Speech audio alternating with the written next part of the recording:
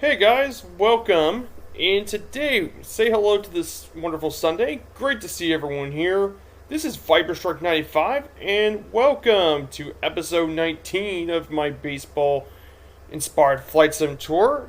And we are right here in St. Petersburg, Florida. We're going to be ready to take off here. So last week we visited Tropicana Field, which is actually located right over here in downtown St. Petersburg, Florida, known for the pretty beaches and the sunshine. So we are going to make our trip here from beautiful St. Petersburg. We're going to be heading to Miami today. So we actually have our map here of the beautiful beaches of Florida.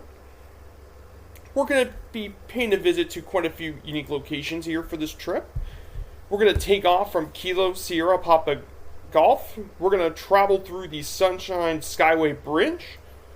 Then we're going to head to Bradenton, Sarasota, Northport, Charlotte, Port Charlotte, Fort Myers, and then we'll make our first stop here at Southwest Florida International at Kilo Romeo Sierra Whiskey.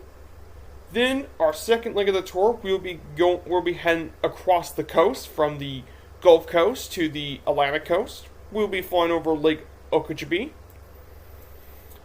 and make our way through Port St. Lucie, and then finally land at Whittam Field, which is Kilo Sierra Uniform Alpha near Stewart. And then we'll finally go through the Atlantic Coast. We'll be visiting Jupiter, Palm Beach, Boca Raton, Fort Lauderdale, and finally into Miami. We'll be visiting Hard Rock Stadium in Lone Depot Park. So this is kind of a bit of our Florida tour. Florida's a very beautiful state and definitely a great place to actually be today. So now the question is what am I going to take to fly here for today? So for my aviation tour, I want to actually take a really cool plane. And a plane that a lot of people don't realize. Yeah, it's this plane right here. This is an Aviat Pitts. Now, if you ever seen my Toronto stream, I took one of the other acrobatic planes, the Extra 300. This plane is a vintage biplane aerobatics display plane. This was actually produced originally all the way back in the 1940s. And has been an extremely popular aerobatics plane ever since. And this plane can be quite the tricky plane to actually fly. But, I mean, we're going to fly in Florida. We better fly with style, if you know what I mean. So, here's what it looks like from the outside. You can definitely tell there's the biplane. In fact, this is the only biplane based in the sim.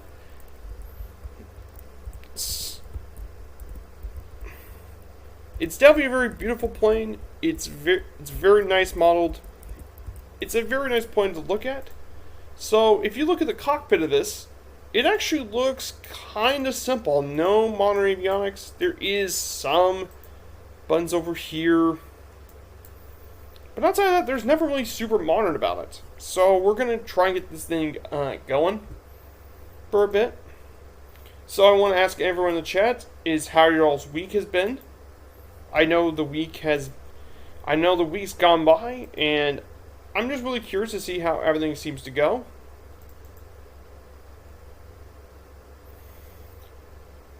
So let's get this bad boy started.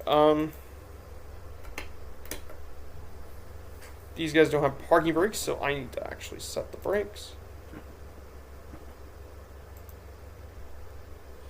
Now I need to turn on the fuel selector. It needs to be on.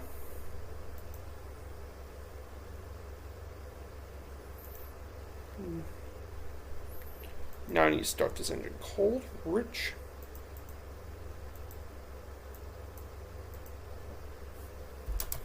One through four open. Turn on the match. There's a master switch somewhere right here. 1, 2, 3.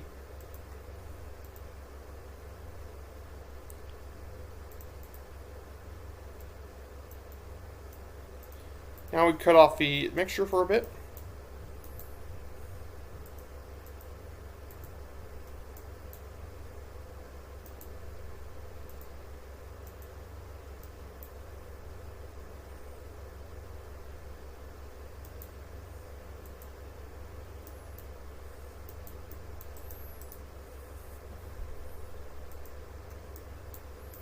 Where's the engine? Start again. Sorry.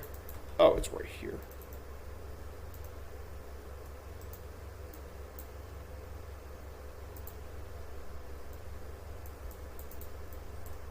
There. That should probably do it. Once I get that done, I check the oil pressure. That seems to be good. Alternator fuel switch. There's the alternator. And that is our cold engine start. Now we need to check everything. Now we just gotta release the brakes. And then before we take off, we're gonna turn on the avionics. As for lights, let's see if there's any other lights. See if there's any other light switches and such.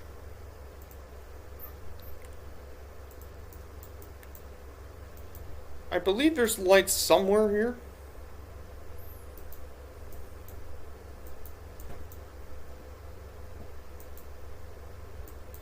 I don't think there's any modern lights. That's not the important part. The important part is we get this to the runway.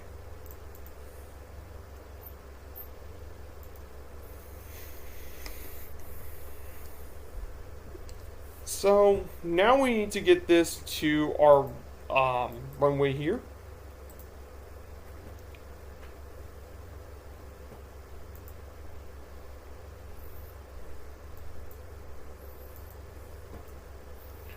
I think we can just take off at runway 07.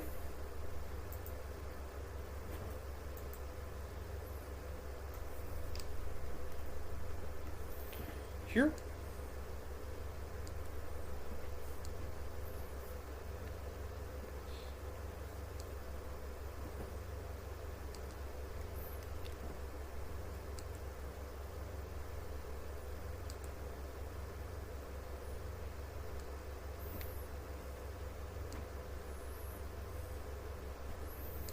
Just gotta be careful.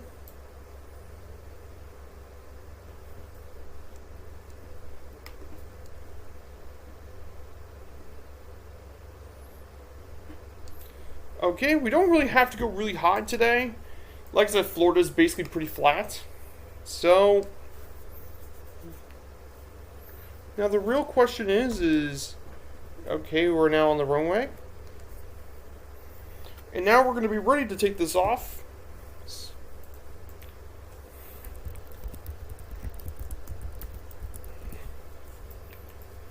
let's do this. We push this pretty high in the RPM. I don't want to go too high because this thing has quite a bit of torque. Whoa, whoa.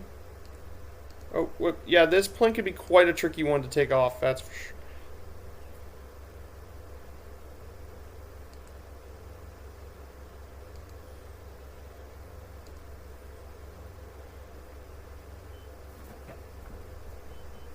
And she's off. Yeah, this is a tricky one to do. That's for sure. This is a tricky bird to kind of take off.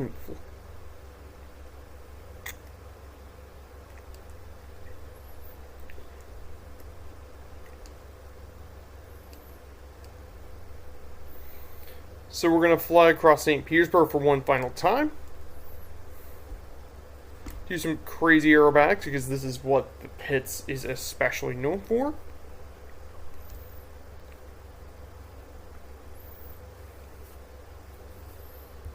Now I get it, the visibility on here isn't really the greatest.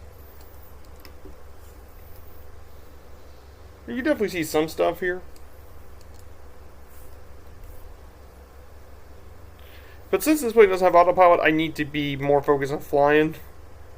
There's our last pass over Tropicana Field, the big dome stadium. So once we get that, I'll probably get ready to stabilize this bad boy. I'm gonna staple right here. I'm gonna put on some trim. This plane can be a handful to trim sometimes. And we're going to be heading our way to the Sunshine Skyway Bridge. Now, the bridge itself was... Now, the origins of this bridge, the Marne Bridge, go all the way back to 1987. And it was the second bridge of the name on that site. The original was opened back in 1954, and it was known for two major maritime disasters during that time. The reason this bridge had to be made, though, is because how else you're going to get across the bay from one side of the bay to the other?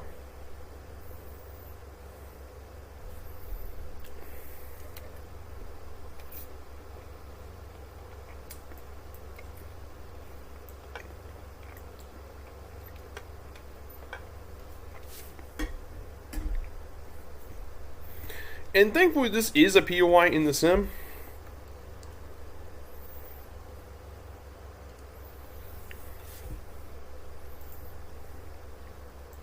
So we're doing our barrel roll because this is what the plane kind of likes to do.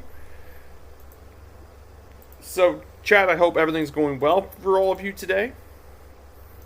I get it, today's a kind of a busy week, and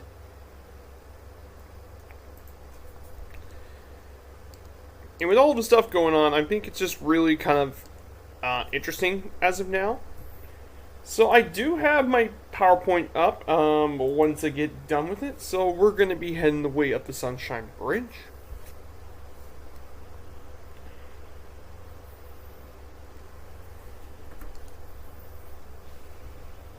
So there's that. Now there's the bridge right there.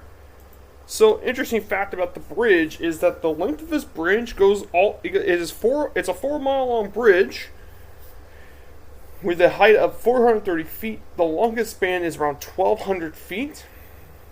It's a 4-lane bridge.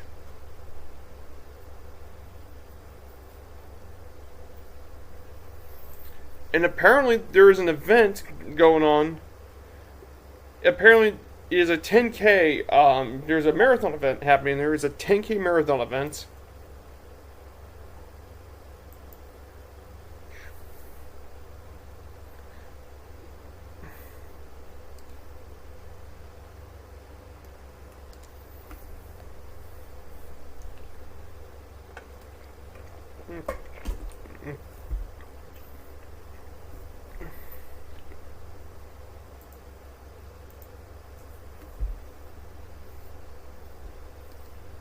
So here's the Sunshine Bridge, the Skyway Bridge, right over here. Now they added this during the USA World Update for Biosobo.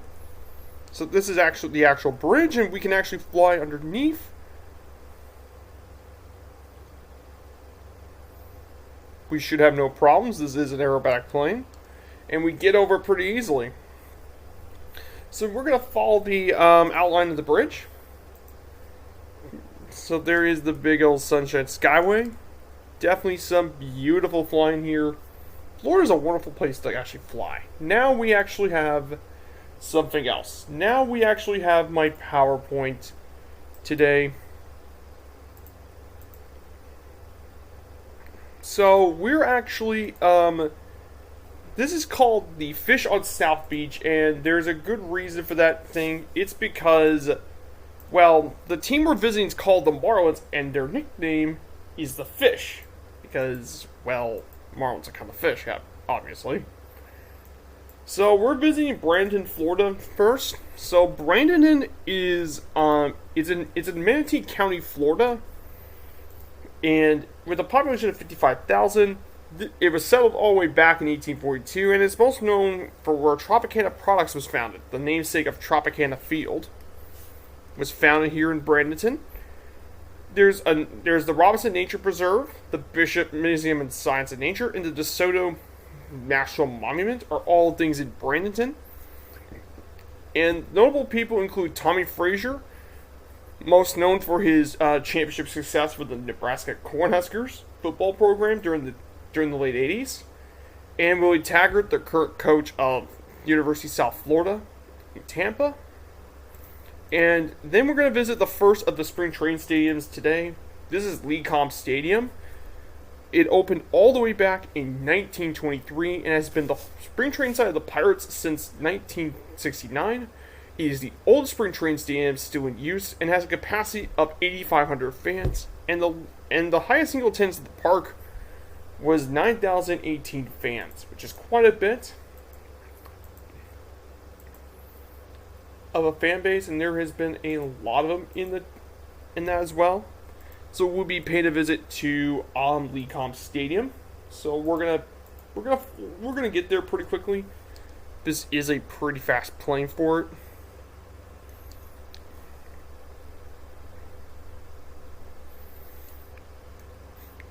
Like I said, I wanted to take this good old pits for today. If it's any time to use the pits, this would be a good time. So now we're heading to downtown Bradenton. Lecom Park shouldn't be too difficult to find.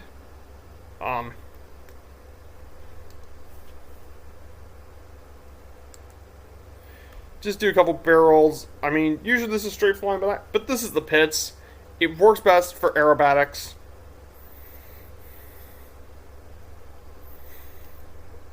I mean, Florida is absolutely beautiful here today. Just do nice and slow flying. This is where... So here's downtown Bradenton. In this area. I think I see Lecom Stadium in the distance. There she is. There's Lecom Stadium in the distance. There she is. There's Lecom Stadium. I'm gonna fly back over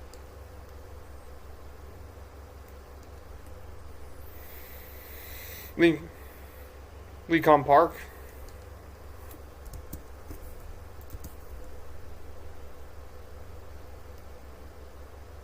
There it is. Go for one more pass over. We'll be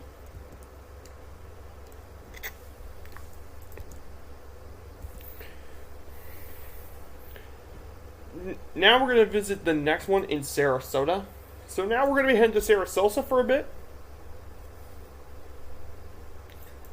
So in Sarasota, now Sarasota has been known for quite a few things, but the thing Sarasota is most known for is being a cultural and environmental amenities. It's known for its many different keys, like Lido Key, St. Armand's Key, and Longboat Key.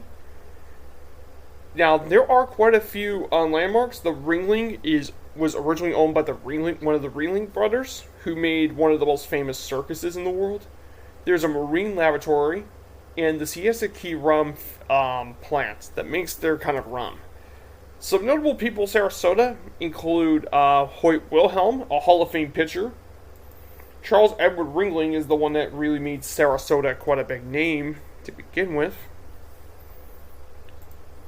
And finally, Brian Johnson of AC/DC actually lives in Sarasota. He may have been originally from Australia, but Brian Johnson actually lives here in Sarasota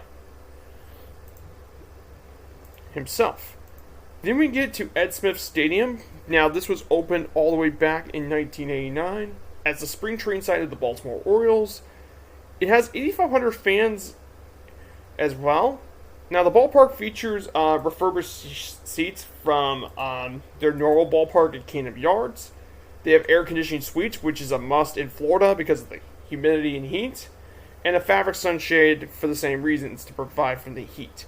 Barack Obama actually gave his speech as part of his 2008 presidential campaign. He actually gave a speech here during his presidential campaign. So we will definitely get to the stadium pretty quickly. There's the Sarasota Bradenton International Airport. We're going to fly over there. There is the beautiful beachside locations. Florida's got tons of excellent beaches. That's why millions of tourists flock here for a reason.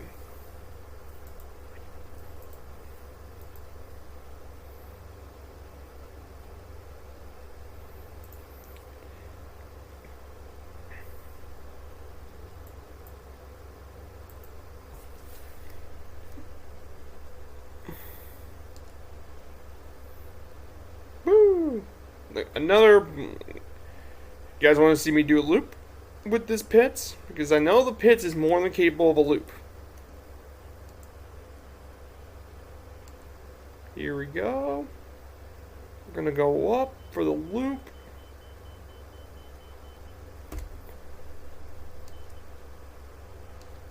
Just gonna stabilize it for a bit.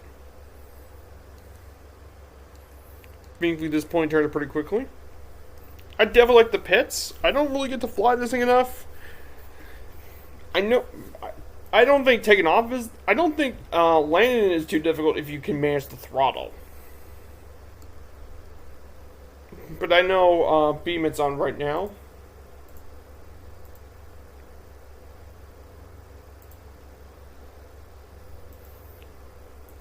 Well, so Ed Smith Stadium, I think we just passed it.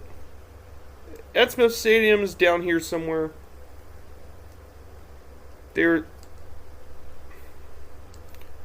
she is. There's Ed Smith Stadium. It's down over here. See, this here is Ed Smith Stadium. The spring training site of the Baltimore Orioles. It apparently looks like when they got the photogrammetry, they must have had fans there.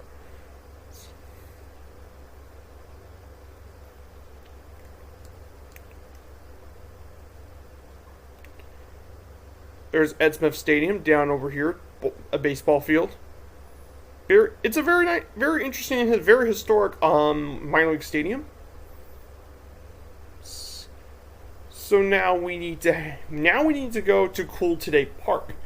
Now, for that one being a newer ballpark, we may not see much of anything, but that's why I got a picture of it as well.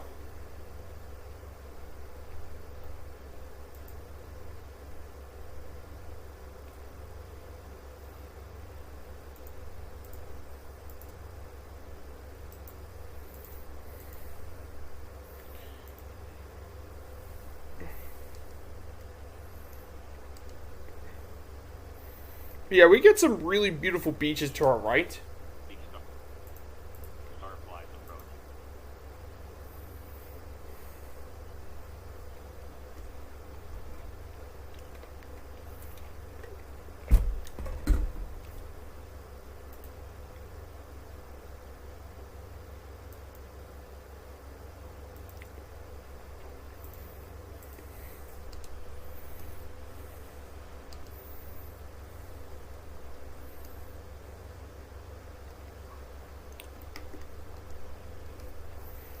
Now we're getting to we're just gonna fly this area for a bit. Let's see some showcase stuff. Let's see what the showcase camera. What's this? Oh yeah. Now we're talking. Now this is where Florida really shines. The beach. The beaches of Florida. Just absolutely incredible. I see Flight Sergeant in the chat. Good to see you.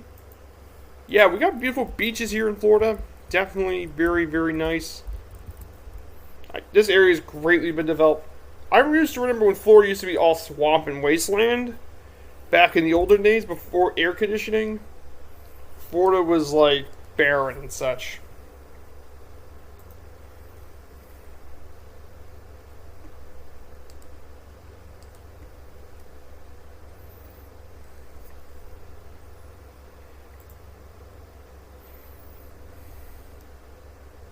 Yeah, it's a stunning day out here. Just beautiful. I just love the nice and beautiful conditions. Scotland Comet Project. Hey, good to see you. I've been hearing you've been doing that Blériot World Tour. That's definitely not for the faint of heart, Comet Project. That's for sure.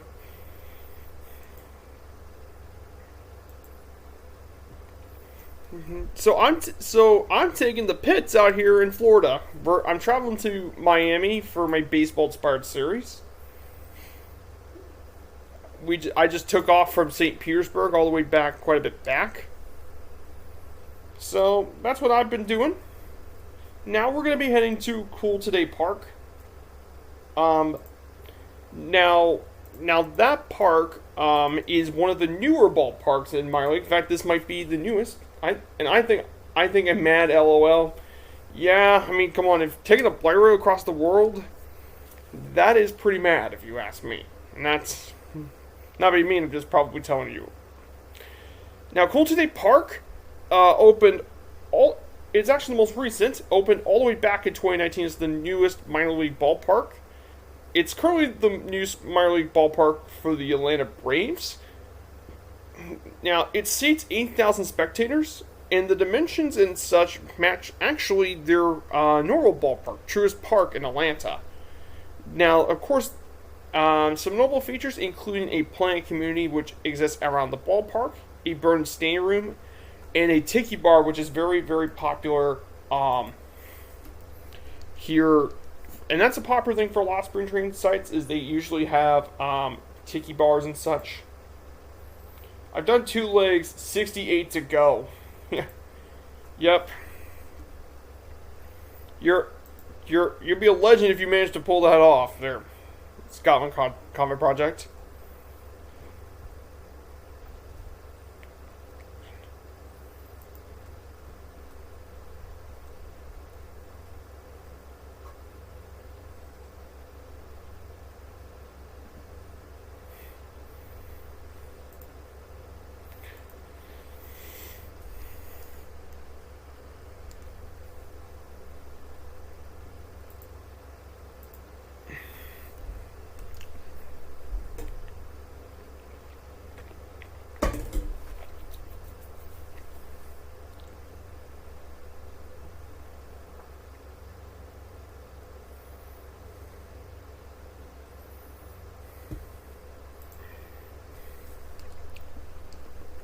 I'm hoping to do one of these journeys at some point. Not now, but maybe later.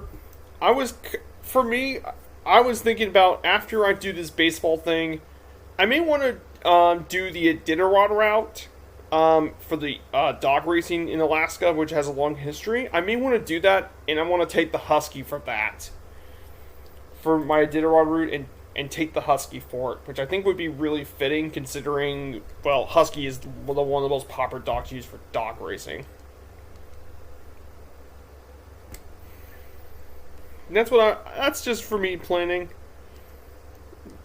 This is Venice Beach, and I mean, yeah, there's a lot of great beachside to stay here in Florida. That's one of the great things of the United States is there's so many great things because it's such a huge country and such a varied country too. There's a lot of different kinds of terrain. There's beaches in the south. The American West has got lots of hills and mountains. The Midwest, you get lots of cornfields and such. Northeast has got a lot of developed cities as a result. Northwest, you have Alaska. You also have Hawaii. Just lots of varied environmental stuff, and that's what makes flying the United States its own miniature world. That's why I like it.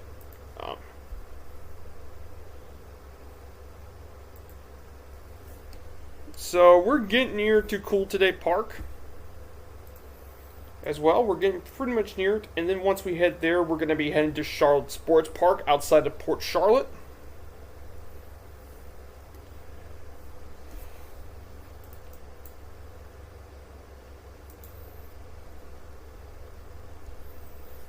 There's all of these planned communities and such, suburbs and stuff, all around Florida, which kind of makes sense because there's so many tourists. People like flocking to Florida because it's warm, especially in the winter.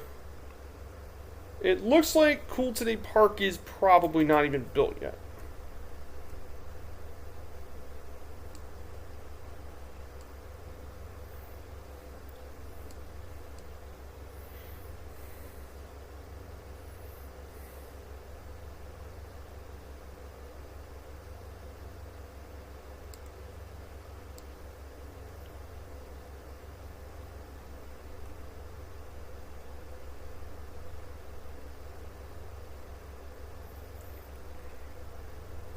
And yeah, the ballpark has not been built yet.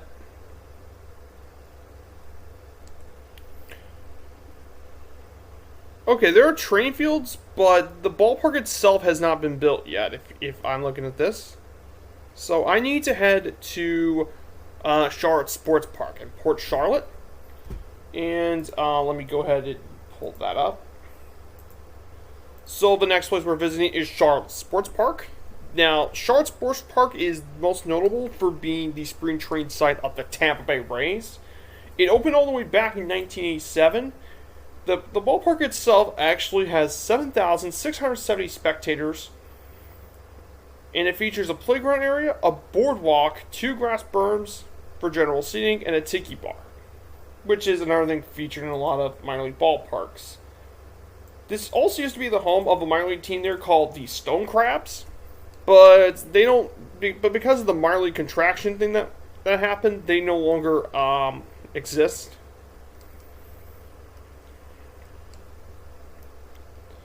So yeah, I decided to wear my Chattanooga Lookouts gear because I went to the ball game a week or so ago, and I got me Chattanooga Lookout gear, the AA affiliate of the Reds. Chattanooga represent.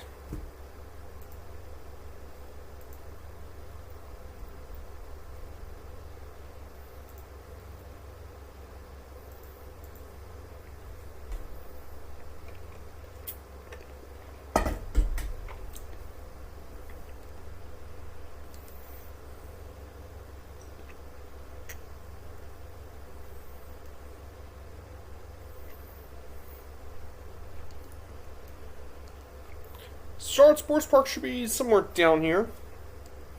Question's where? I think I see it on the map.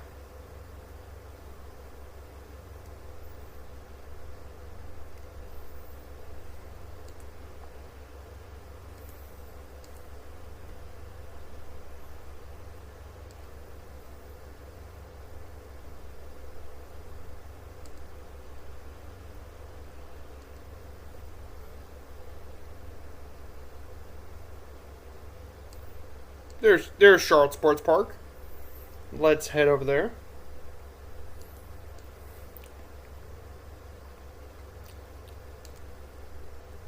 Oh no.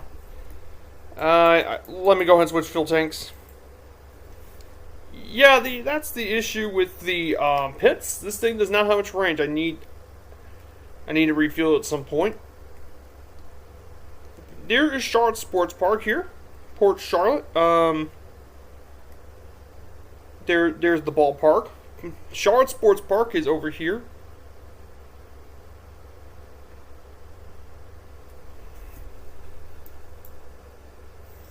There's Charlotte Sports Park. Over here.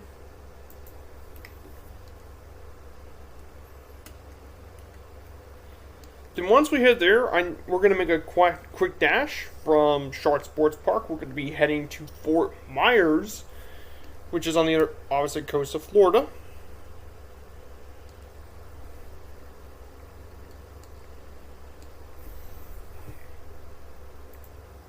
Hey, Zax3, good to see you.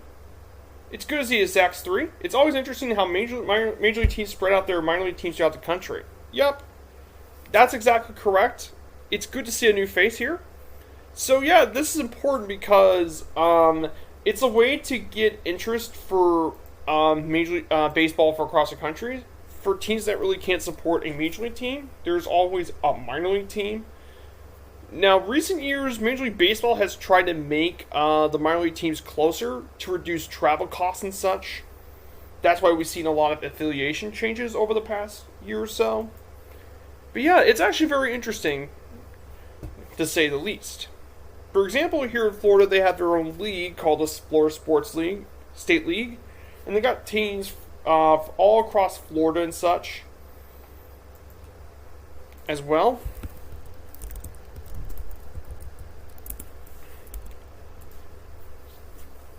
And they got quite a few teams here. We've already visited many of the spring train sites, and that's where also some of the minor league ballpark stadiums in Florida are, the spring train sites.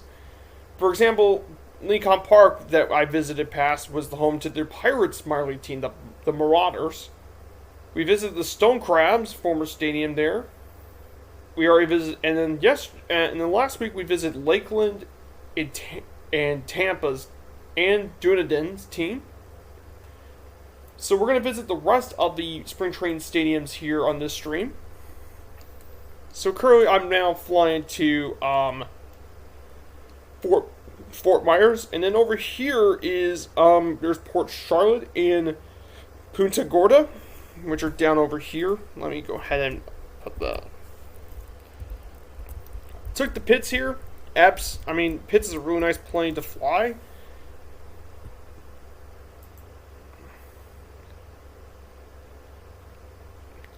And knowing how popular these areas are for vacation stuff, this is actually really important.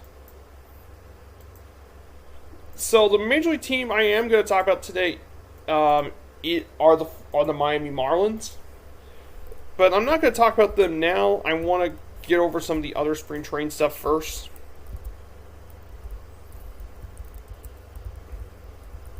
Yeah, there's so many good screenshot opportunities.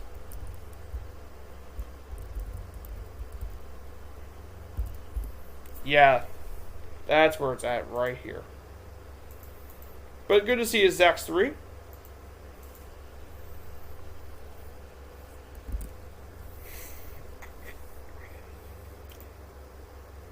Now I also do bush flight stuff on Fridays. I know the 29th that they're coming out with the Yunkers at some point.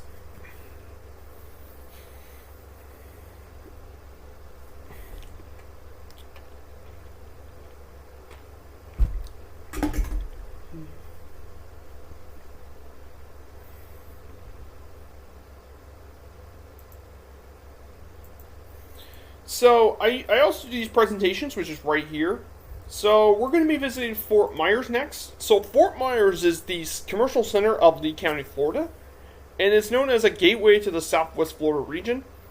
And is a major destination hub for tourism within Florida.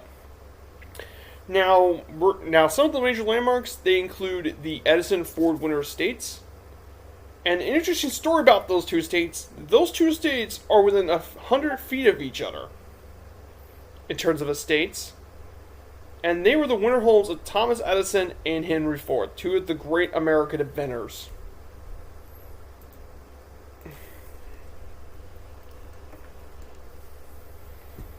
There are also, in addition, 6 Mile Cypress Reserve is there, and then there's a Manatee Park, which is, like its name said, manatees actually live there.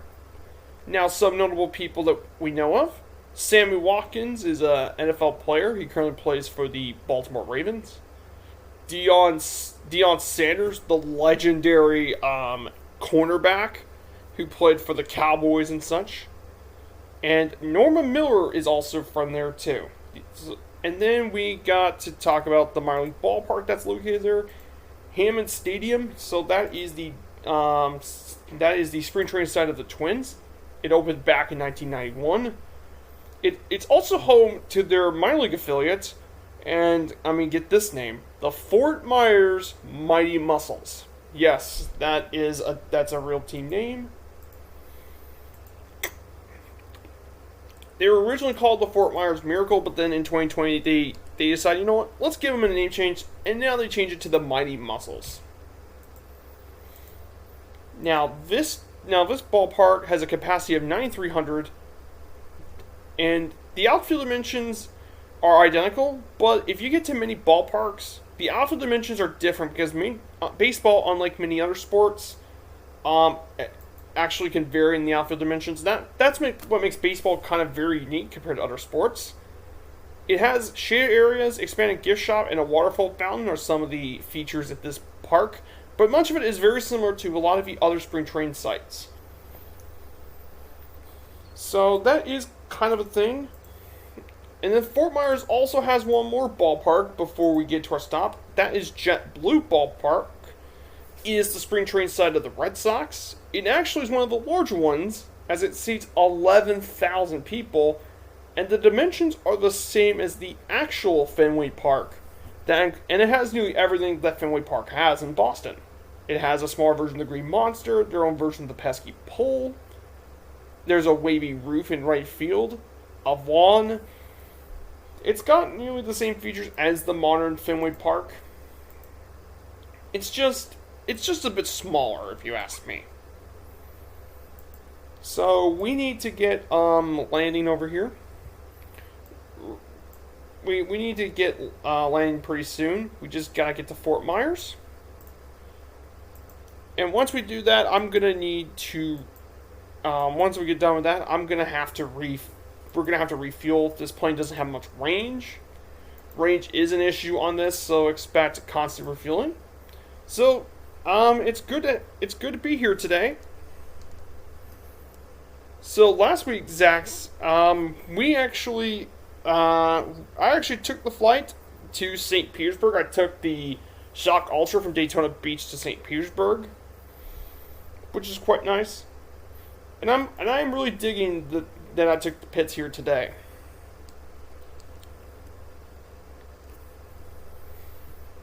So that's kind of how I feel.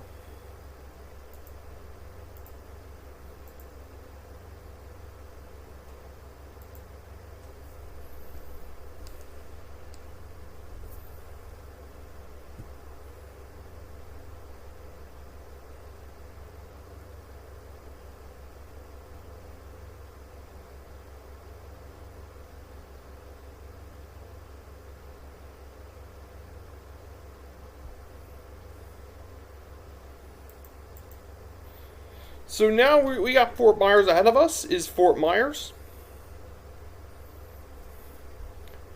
So one of our first waypoints is we're gonna fly over these states. So expect a drop in I'm gonna have to drop in altitude for a bit. So if you like this content, Zax, thank you for the follow. I really appreciate it. Thank you for being here. It's great to see a new face. It's always good. It's always great to see new faces. So thank you, Zax3. I really appreciate it. Gonna deal with the kids. See you another day.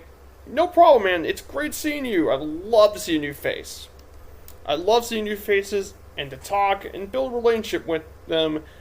Not like the normal relationship, but building conversation stuff. But thank you for coming with me.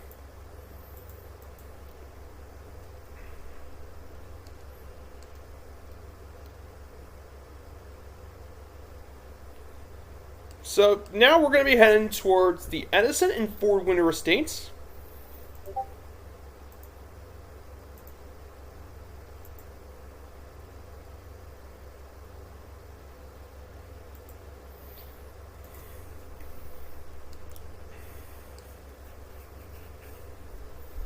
So we need to now take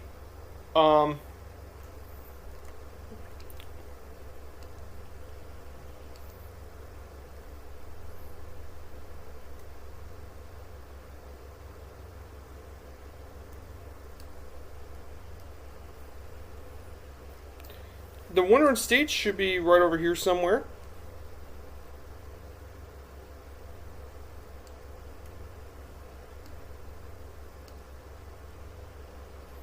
And their Winter Estates should be down here. Yeah, there's the Ford and stuff Winter Estates. The Edison Ford Winter Estates down here. We are going to fly over Page Fields for a bit.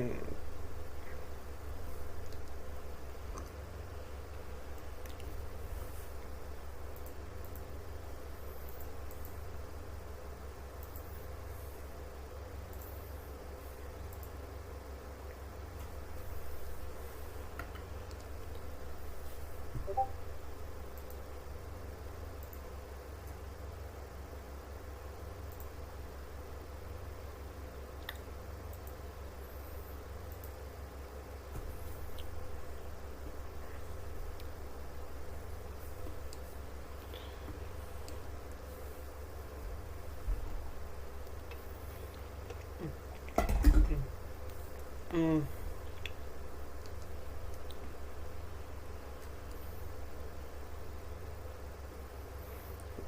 mm. Now we're gonna visit Hammond Field. It should be around here somewhere. Should be pretty easy. If I look at this, look how low we're flying here. It's insane how low we can actually fly here. And there is Hammond Stadium down in front of us. Should be pretty. And there's Hammond Stadium.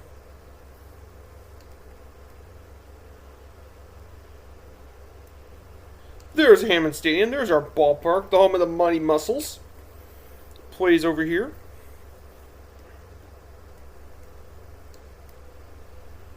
There's Hammond Stadium, one of the larger minor league stadiums.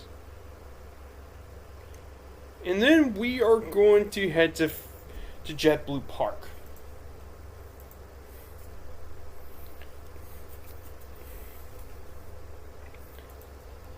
So for me, I've had a pretty good weekend as well.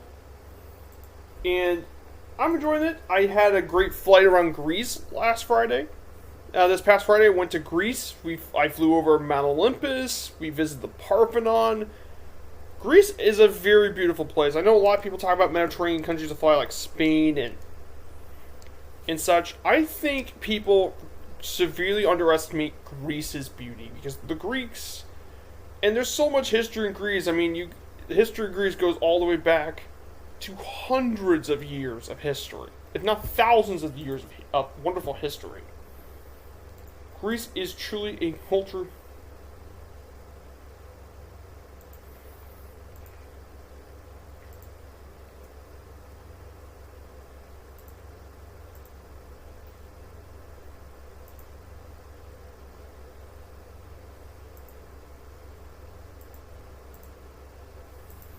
As well.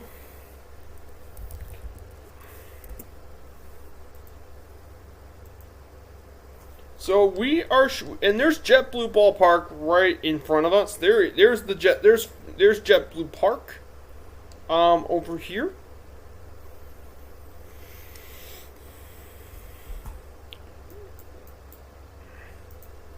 And there's JetBlue Park. There's one of the newer ones. There's the miniature green monster there in left field. See, it's. Let me go ahead and turn the. Let me go take this to active pause for a bit. Active pause. There.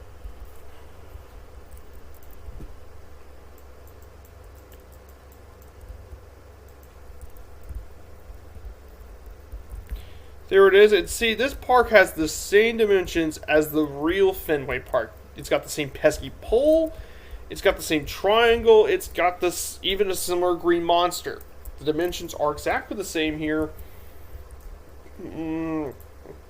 as you can tell. So overall, I think this is a pretty nice ballpark itself.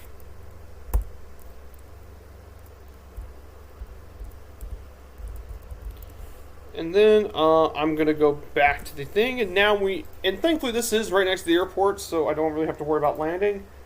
You know, I could just land straight in runway 06. Runway 6 is going to be where I'm going to get going. I'm going to need to bleed off speed. This thing has no flaps. So landing this is not going to be very easy with this. It's not an easy plane as well. It's quite a tricky one to land properly.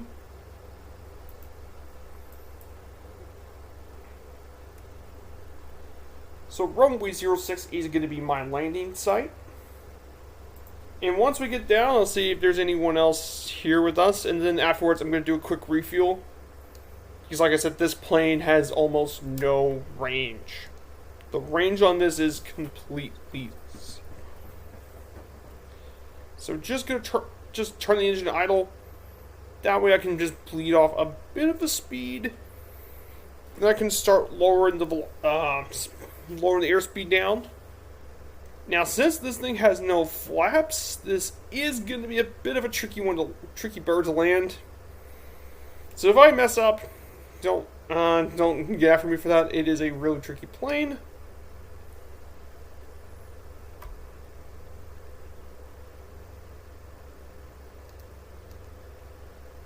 just use the exterior camera just to make sure I'm doing this properly.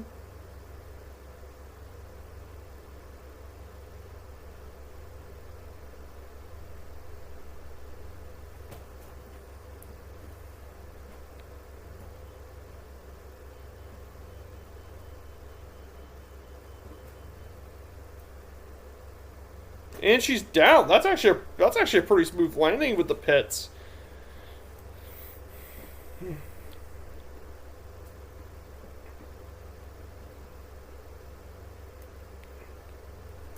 Yeah, guys, this is actually a very smooth landing with the pits. That was actually very smooth.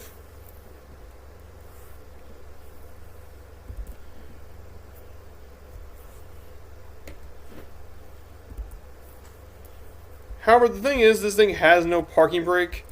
So, anyone else here with me? So, I don't think anyone else has joined the flight with me yet. So, I'm going to get moving to leg number 2.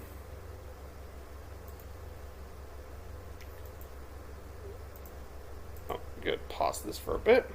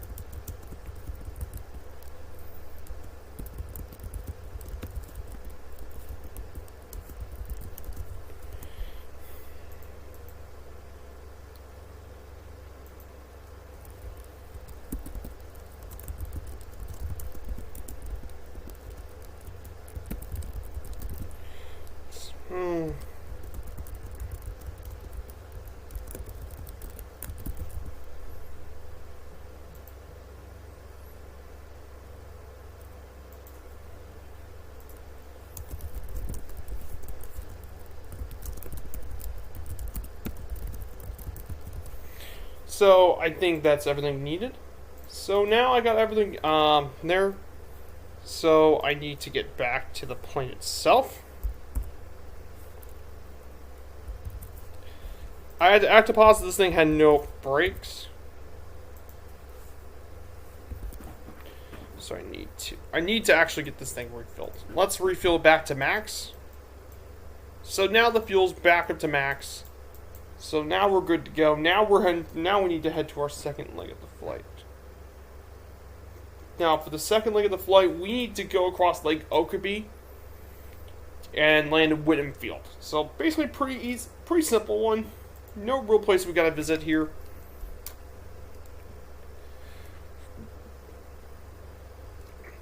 So we're gonna take off in the grass, like we're a bush plane.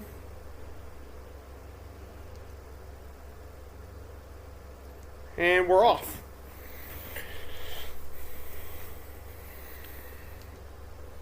So this should be a pretty easy leg. We don't really have to do. Just gotta build up some speed.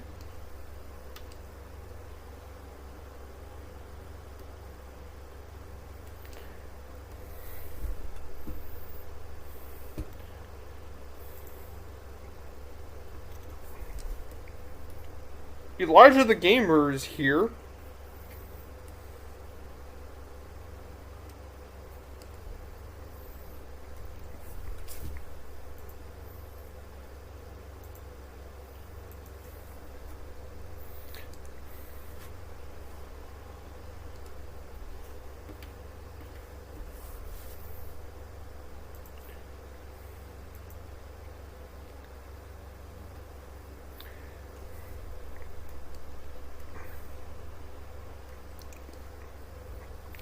This one's actually going to be the longest leg of the flight, funnily enough.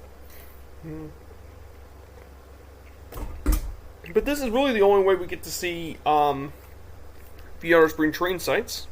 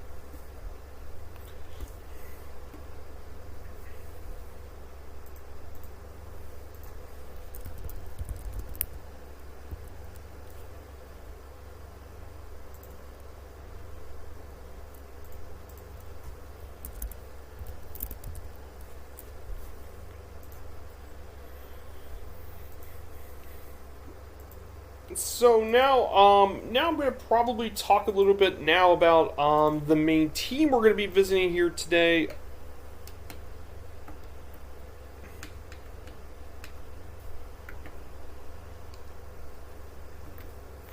We're going to talk about now the main team. We're talking here at the Miami Marlins. So the Marlins are actually one of the newer teams in the Major League. They actually came to the league the same year as the Colorado Rockies in 1993. Now, and they came originally as the Florida Marlins, but they changed their name back in 2012. Now, despite not having a single division title, not only did they have 2 National League pennants, the Marlins actually won 2 World Series despite never winning the division, and have only made 3 playoff appearances. 2 of those are World Series, and the Marlins were the last playoff team to actually lose a postseason series. And it took all the way to 2020 for them to lose a playoff series. Now, currently they play at Lone Depot Field, which is in Miami, Florida, next to the Miami International Airport. And the team colors have been Midnight Black, Miami Blue, Caliente Red, and Slate Gray. But that's not always been the case for the Marlins. There was one other color scheme uniform. But the Marlins have quite a bit of interesting history of their look and such.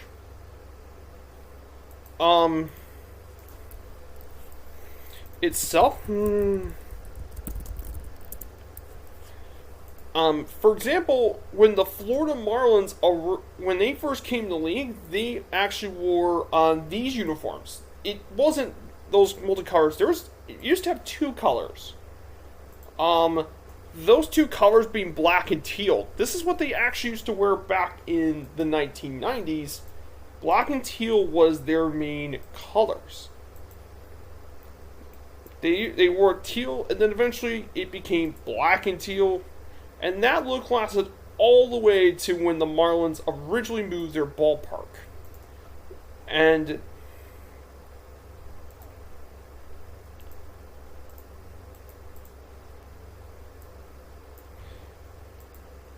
then once the Marlins became the Miami Marlins, they wore this color scheme with black, orange, blue, yellow. It was quite a flashy color scheme itself. But then in recent years, they moved on to this color, to what the uniforms look like now. However, my favorite uniform for the Marlins recently it's been these uniforms. Let me go ahead. It's these uniforms. These are really cool and uniforms, but these uniforms also have a lot of history, because this used to be this is a tribute to one of the minor league teams called the Cuban Sugar Kings. This used to be a minor league team in Cuba all the way from the 1950s all the way to 1961. Dude, and the reason they don't exist is because the Cuban Revolution happened. But it is such a really nice thing, and I'm hoping the Marlins could use it full time. I mean, it's a very cool and unique color scheme that really fits Miami. Now, the history of the Marlins go all the way back in the 90s. Wayne Huizenga, who was the original owner of Blockbuster, he also owned the Miami's other really known popular team, the Miami Dolphins. He actually he bought the expansion rights for the team in Miami, beating out the offers in Tampa and Orlando. And this new team would be playing for the 1993 season. And their first game was on April 5th, 1993 against the Dodgers. And the Marlins were led by Charlie Ho, who was 43 years old. And he helped them get a win in that game. However, though, the Marlins still didn't play well, but they still placed better than the Mets that year. For the next 3 seasons, the Marlins continued to finish at near the bottom of the NL East. But, however, they're trying to build a winning team, though. They had some standout players like Gary Sheffield, Jeff Conine, Kevin Brown, Edgar Renteria. But 1997 was a special year for the Fish, as they hired Jim Leyland as manager, and they had their very first ever winning season that year. And actually, they surprised many by getting to the playoffs that year as a wild card in their very first playoff appearance. However, the crazier thing was in the playoffs this all happened. They actually made surprised by sweeping the Cardinals in the NLDS, and they stunned the world by beating the team of the 90s, the Atlanta Braves, to get their first pennant, which surprised a lot of people thinking the Marlins could get to the World Series. And they faced against the Cleveland Indians in that World Series, and that was a that was an excellent series. It went to 7 games, and on the back of Edgar Renteria's game-winning hit in Game 7, the Marlins won it all in 1997. However, that was not going to last, though, because there was one of the craziest off seasons of all time. Following the World Series victory, Wayne Huizenga actually dismantled the team in one of the craziest fire sales of all time. Now, for those who don't know, a fire sale, for the context of sports, a fire sale normally is the sale of goods at extremely discounted prices. But in sports, this is when a team trades many veteran players for less expensive and younger players. And they did it for financial reasons, because even though they won the World Series, there was a big financial loss, and this led to him trading some of their best players like Gary Sheffield, Edgar Renteria, and others, and it was one of the biggest fire sales of all time.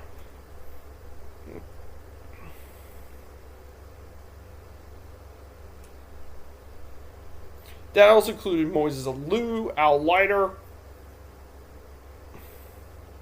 and all the rest. And it led to them having the worst record in franchise history during the 1998 season. And for the next few years, the Marlins tried to rebuild for hopes of another winning season. But thankfully, that did actually happen, surprisingly, because 2003 was a weird year for the Fish.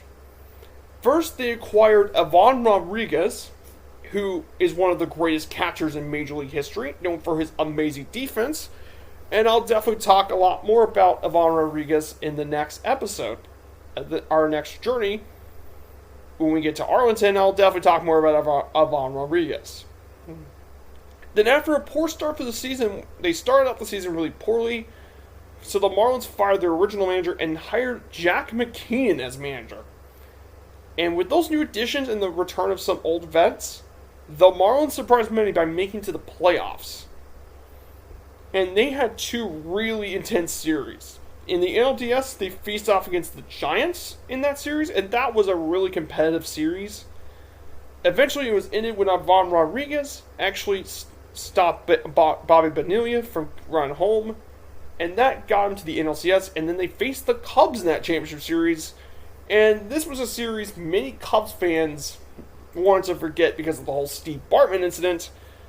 And that happened during Game 6, and that completely changed the NLCS, as the Marlins made a comeback Game 6 to tie the series at 7, and then in Game 7, the Marlins dominated to win Game 7 of the NLCS and get their second pennant. And the Marlins faced the Yankees in that series, and the Yankees were heavily favored in that series. But despite the odds, the Marlins found a way and win and defeat and upset the Yankees in 6 games to win their second and most recent World Series title. For the next two seasons, the Marlins continued to post winning seasons, but they failed to make the postseason in both of those. 2005, they almost made it back as a wild card, but that never actually happened. So unfortunately, the Fish are out of the postseason in 2005. For the rest of the 2000s, the Marlins continued to rebuild and remained somewhat competitive, including an 87-win season in 2009, but they never could make the playoffs. And this was when some of their other stars developed. Jose Fernandez developed but mainly it was Dan Uggla and Giancarlo Stanton. In 2012, the Marlins finally moved out of the multi-purpose stadium and moved to their new ballpark, Lone Depot Field. And they changed their name to the Miami Marlins and went on a huge rebuild. And then for the rest of the 2010s, the Marlins continued to struggle, ironically. But despite the fact there were some really good players in those teams. Giancarlo Stanton, Jose Fernandez, and Christian Yelich were all really good players. But in 2020, they surprised many people. No one was expecting the Marlins to make the playoffs in 2020, despite the COVID-shortened season. But the Fish did. They persevered and made it to the playoffs.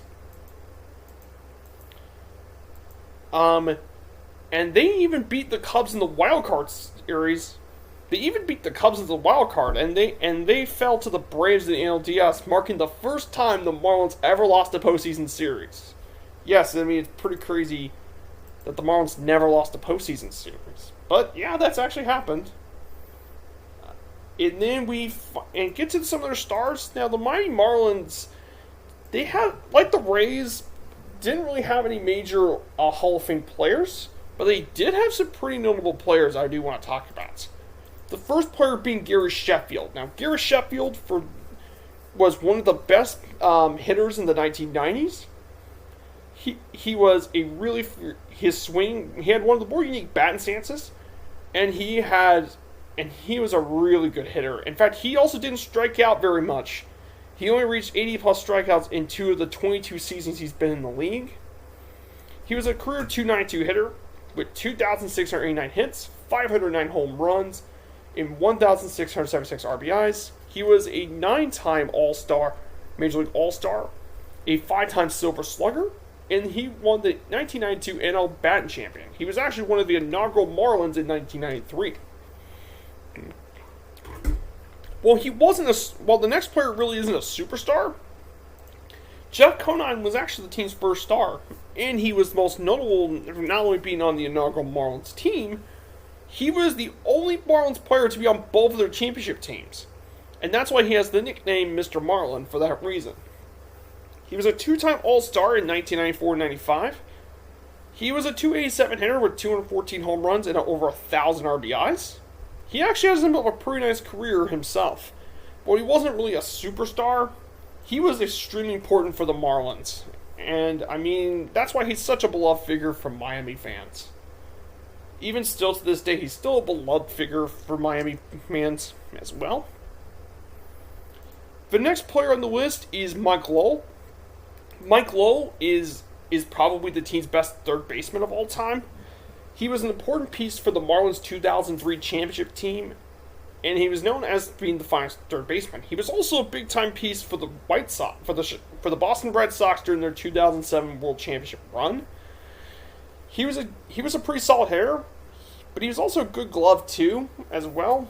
I mean, he has one of the Gold Gloves. He was a 4-time All-Star as well, mainly for his career as a Marlin. He had 223 home runs, 952 RBIs, and he was a career .279 hitter himself. Now we get to probably, I think, the greatest Marlin of all time.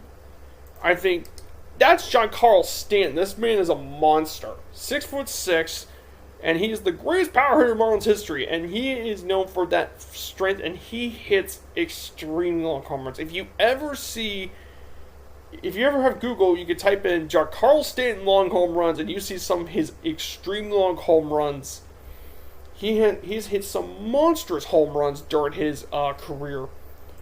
He even once hit over a ball 500 foot. And that's why Stanton's always been a fan favorite. In fact, he's also the only Marlin to ever win the MVP, as he won it in 2017. His average isn't really impressive, but that's not the thing that makes Stanton impressive. He's hit 347 home runs already for Stanton. 887 RBIs, 1,293 hits. He's a 4-time All-Star. He's also a 2-time Silver Slugger, and he's twice led the National League in home runs, and also the best hitter in the National League. And he currently is playing in the Major Leagues right now as a member of the New York Yankees because, I mean, the Yankees buy everything. And finally, the last thing I want to mention about the Marlins is Jose Fernandez. Now, when he was playing the league, Jose Fernandez was really, really good. Like, he had an amazing he only had 4 pitches, but those 4 pitches were really, really good. And he was supposed to be one of the all-time great pitchers and one of the great what-ifs because he lost his life in a boating accident. And this has been 5 years since that boating accident on September 25th. And he passed away at the young age of 24. If he would still been alive, he would have been at his prime. In fact, I think the death of Jose Fernandez probably set the franchise back a whole decade or so. He could have been one of the all-time great pitchers in the Major League, especially in the modern day. It just shows you that bad decisions could really, really affect. Now, his career record was .338 with a 2.58 ERA and 589 career strikeouts. He was a 2-time All-Star and a 2013 National League Rookie of the Year. It's just, like I said, a real shame that he actually passed away at such a young age, especially considering 24 and all that is still in people's prime.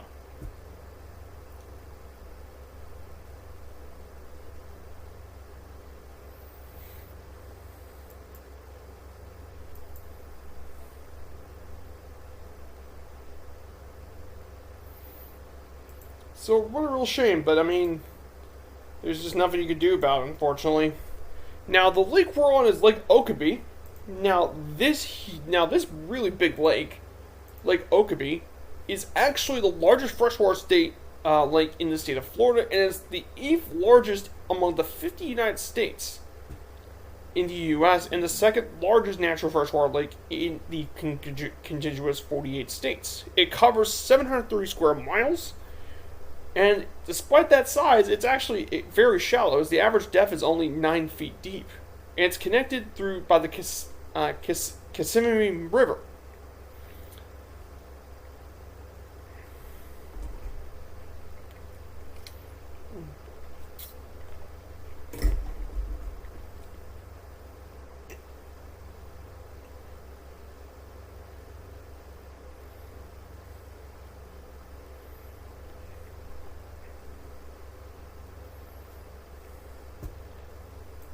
Now, obviously, the river is very popular for fishing, particularly largemouth bass, crappie, and bluegill.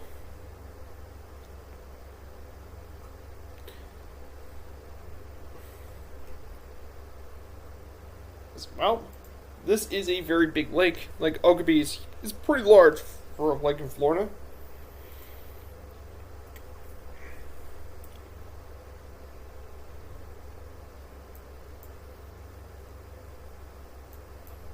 Fish.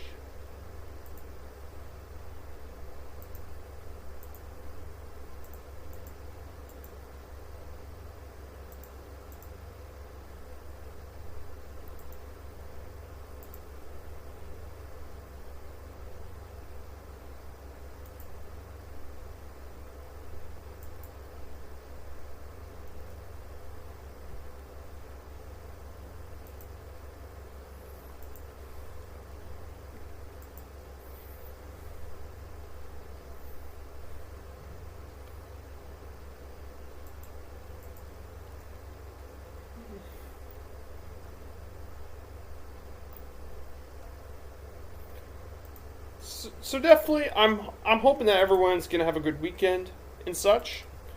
There's some of the little islands down here.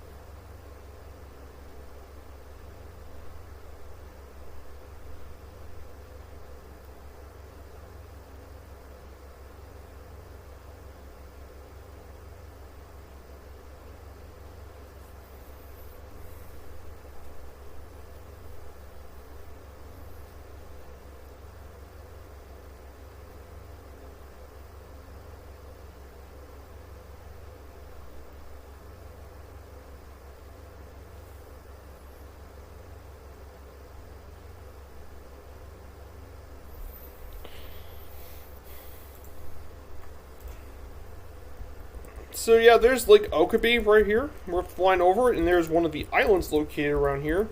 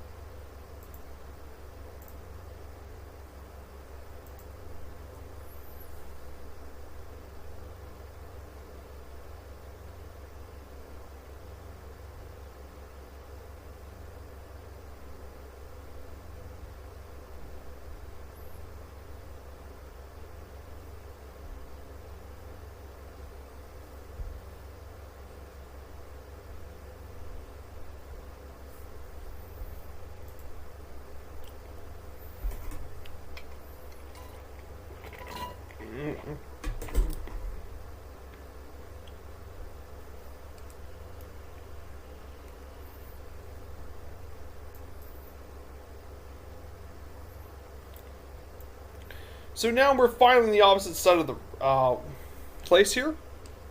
So we're finally here. So we're gonna go to our next destination here. We're heading out to Port St. Lucie, which is in our next thing. So Port St. Lucie is the most populous city in St. Lucie County. It has a population of 204,000. The name St. Lucie itself was derived from a settlement that was founded on St. Lucia's Day back in 1566. Now, the small fishing village is known for Clover Park, which is the ballpark we're visiting, the Palo Hammock Preserve, and the Savannah's Preserve State Park. Some notable people include Rick Ankiel, Donald De La Haye, and Mickey Wright. Now, Rick Ankiel, for those who don't know about baseball, Rick Ankiel had one of the strangest careers of any player I've ever seen. Rick Ankiel was once a pitcher, actually. When he came to the league, he was actually a pitcher. Until one strange night during the 2001 season, his arm kind of blew out and he pitched really weird. This was extremely unusual, so for the next couple of seasons, he had to reinvent himself as a position player. And he actually had a pretty successful career despite all the struggles he had to go through. Rick Ankiel had a strange and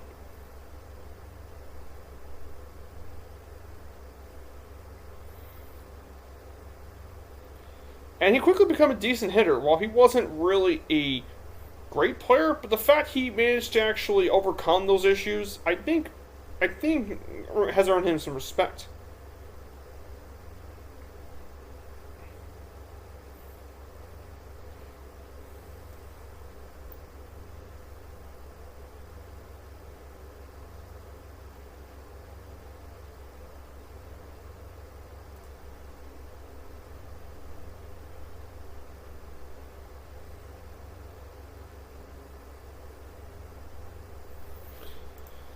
as well. So quite a strange career. Clover Park is going to be now the spring training site of the Mets, of the New York Mets baseball team. It's also it's also the site of their single affiliate St. Lucie Mets. It supports 7,800 fans, and like many of the other spring training parks, it has an outdoor bar and grill, concessions, and an outfield grass berm system in the outfield as well. We're going to get to Clover Park, and then once we do it, we're going to head straight through Port St. Lucie and land in Whittam Field. Yeah, this is by far the longest leg of the journey. All the other legs should be pretty easy to fly towards.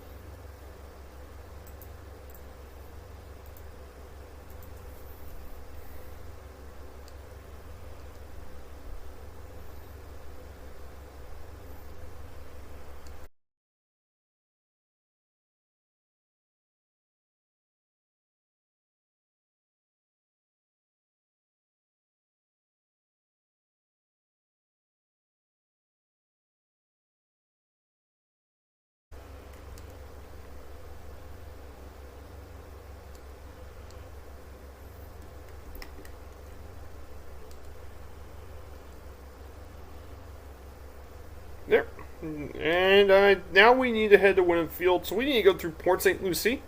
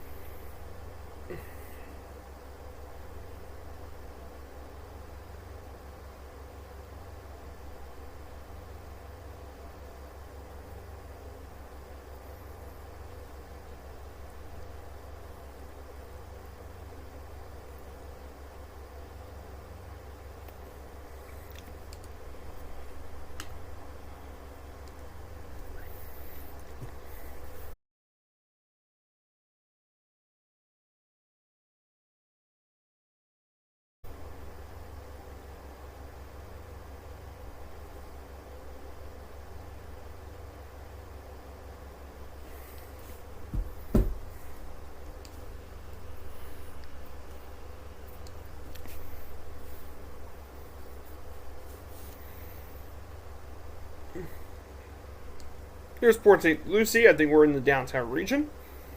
Now, Winfield is located over here. So let me pull up my nav map.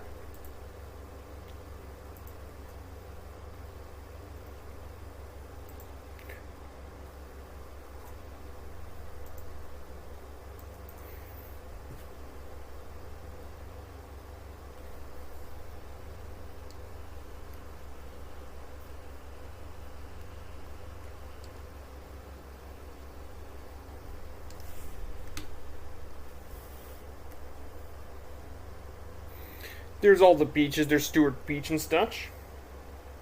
So we follow the St. Louis River. So for runways, I'm probably gonna take runway 16. Get a land over there.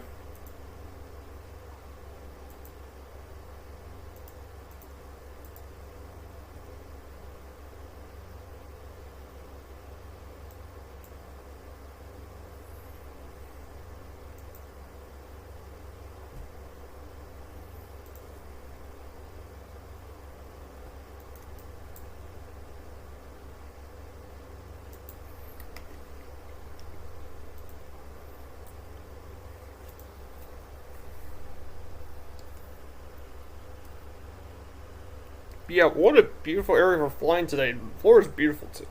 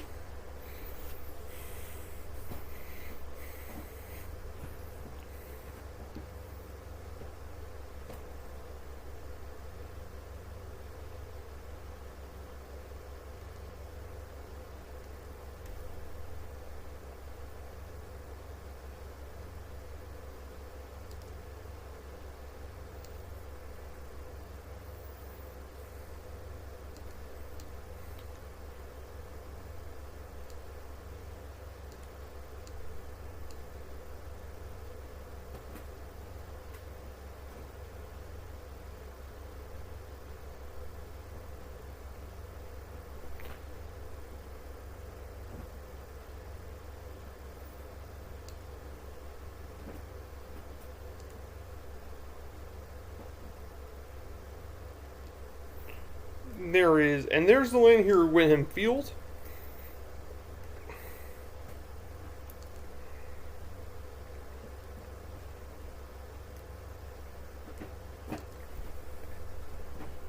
And that completes leg 2 of the trip. So this completes our second leg of the trip. I'll just be back in 1 second. I'm gonna get me something to drink, and then I'll be right back for leg number 3, and we'll finally complete the rest of this fight. I'll be back in 1 sec.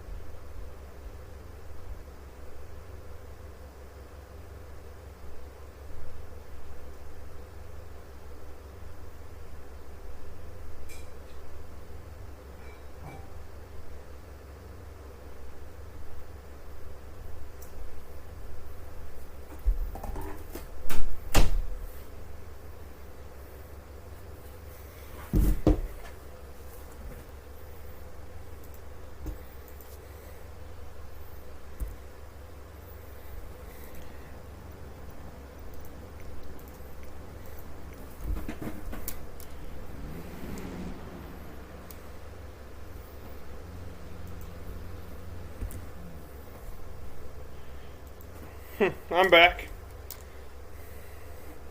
So we're gonna go ahead and get this thing back taken off once.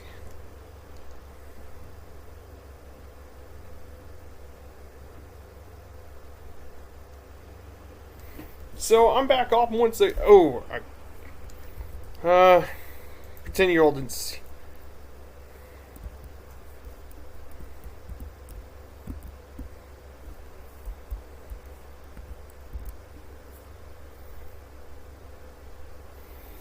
So now we're going to our final leg of the trip. We're going to make a mad dash to Miami, Florida. So we're going to get right on our mad dash here.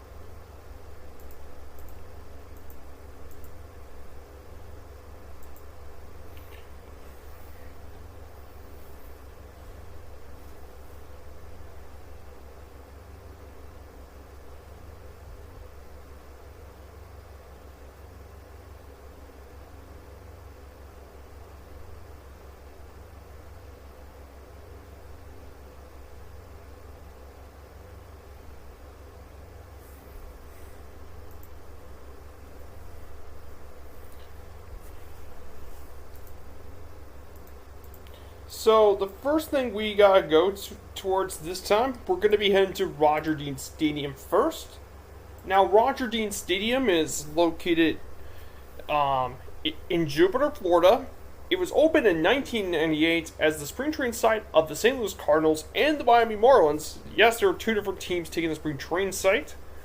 It holds 6,871 people, and the outfield dimensions being 335, 404, and 325. The features of this park are very, very similar to many of the other spring training sites across the state of Florida.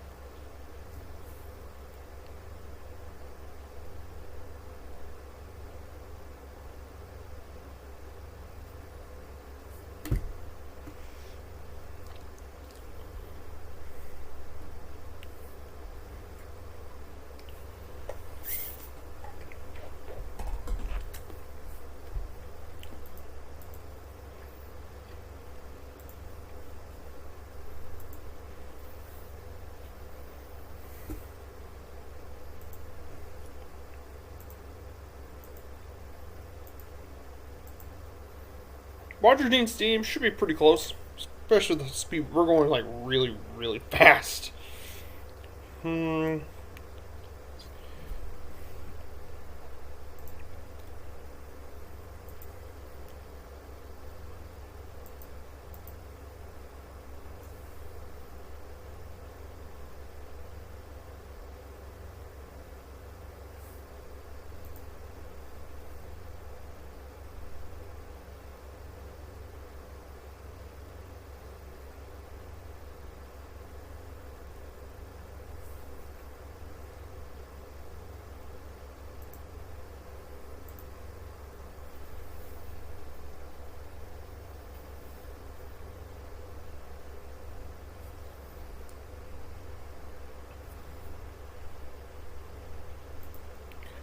So Roger Dean Stadium should be around here somewhere.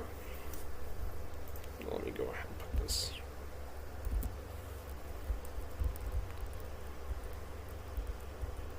Roger Dean Stadium is right here.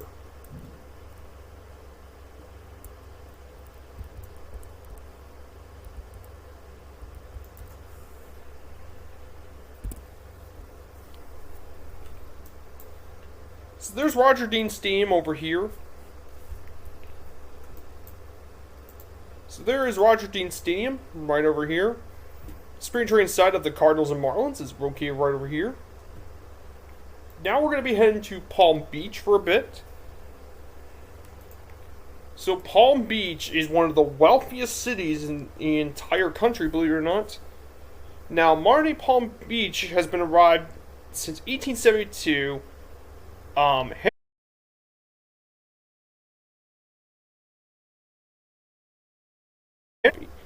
Many different millionaires and stuff have reside in the city, including Donald Trump, Jimmy Buffett, and Henry Flagler. Donald Trump, especially because he was the previous president to Joe Biden, and he.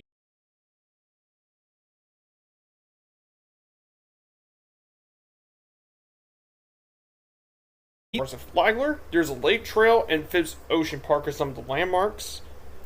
And the ballpark we're going to be visiting is the ballpark of the Palm Beaches. This is the last of the minor league ballparks here, opened in 2017.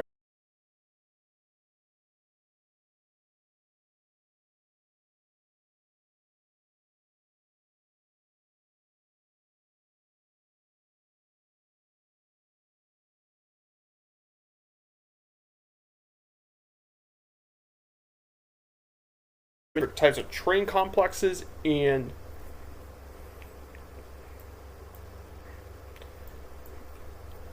such. I don't think the ballpark's going to be in the sim because, like I said, this photogram shoot was around 2014. The ballpark opened back in 2017. Then once we do that, we're going to be heading to Boca Raton. Then we're going to be heading through Fort Lauderdale. And then Miami.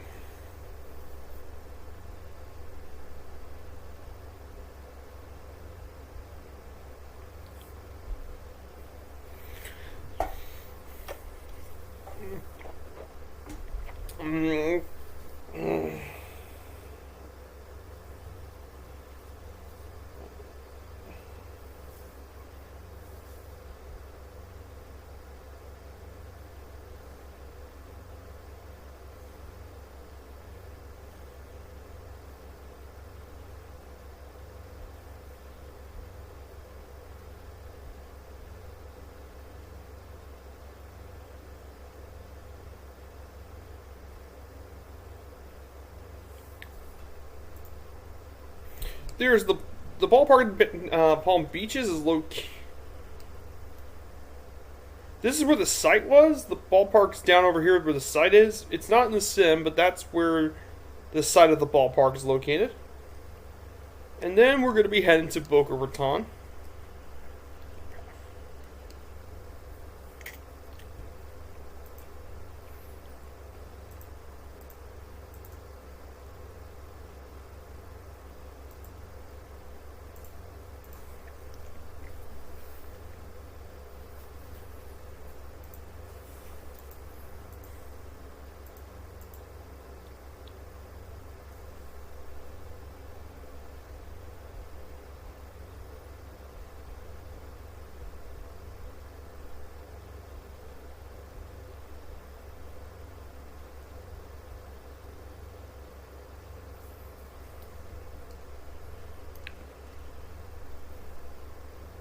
There's Palm Beach International, where there's Palm Beach International here in Florida.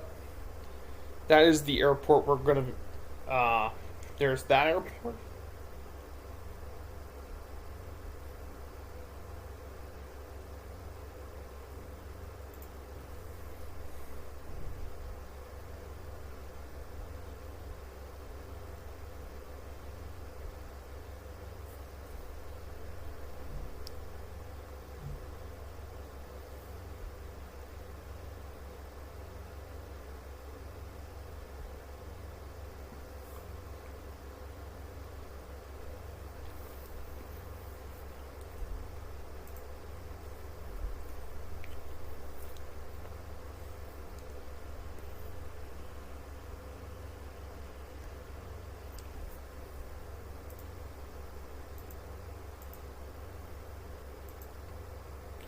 So now we're heading to Boca Raton. Now Boca Raton is known for the Florida Atlantic University, the Owls.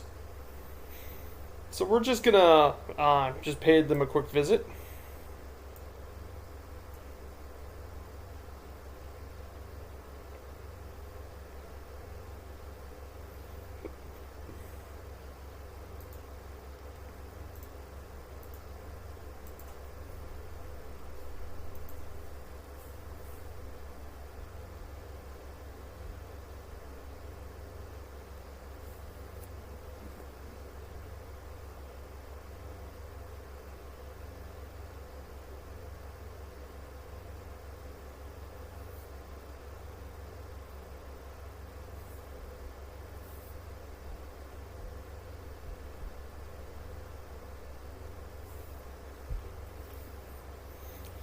Hmm.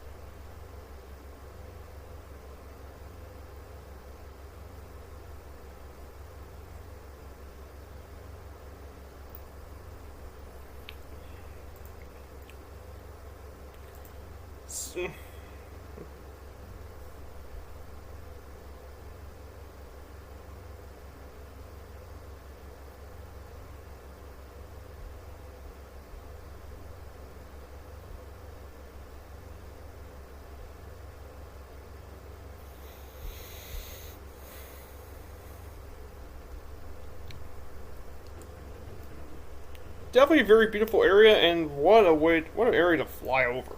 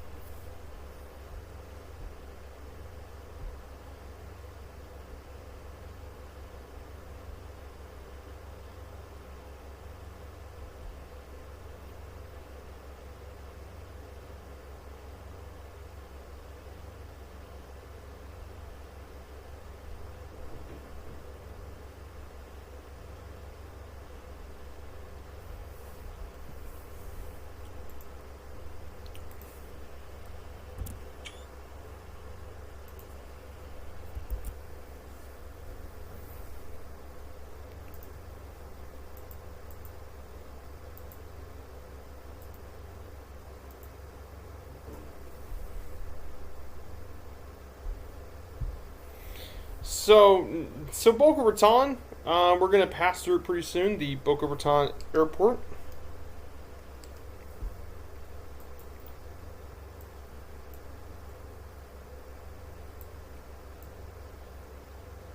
Like we're flying really, really fast.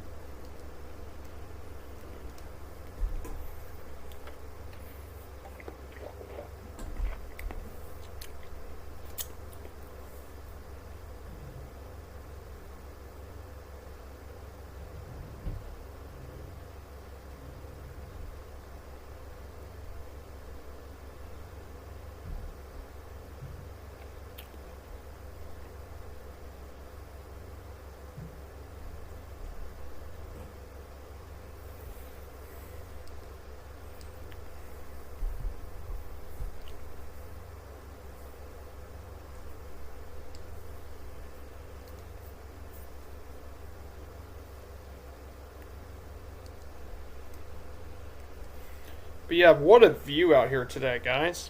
Just beautiful out here.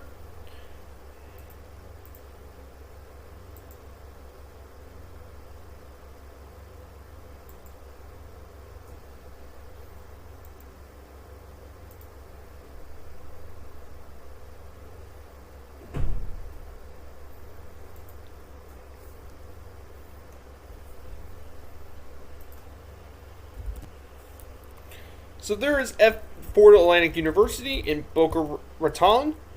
There is the FAU Stadium, for home of the Florida Atlantic Owls.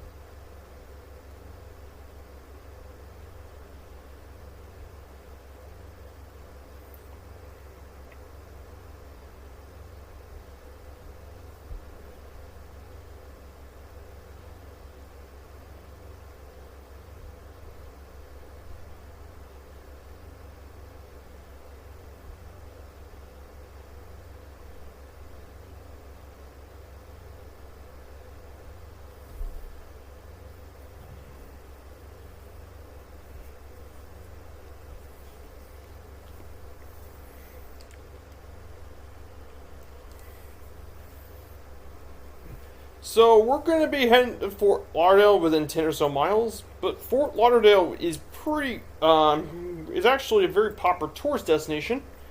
Fort Lauderdale is known as the Venice of America. It is the largest city in Broward County, Florida. It is one of the most popular tourist destinations in the entire state, as it's the yachting capital of the world due to the fact there's so much sunshine, and it's been a very popular destination for cruise ships. Now, it was named after a series of forts built by the United States during the Second Seminole War between the U.S. and the Seminole tribe. Now, Fort Lauderdale is known for their beach, the Los Alas Boulevard in Port Everglades, where they've done a lot of the cruise ships. Some notable people include former Marlins owner Wayne Huizenga, Joey Boza, and Anthony Rizzo are some of the most notable people about Fort Lauderdale.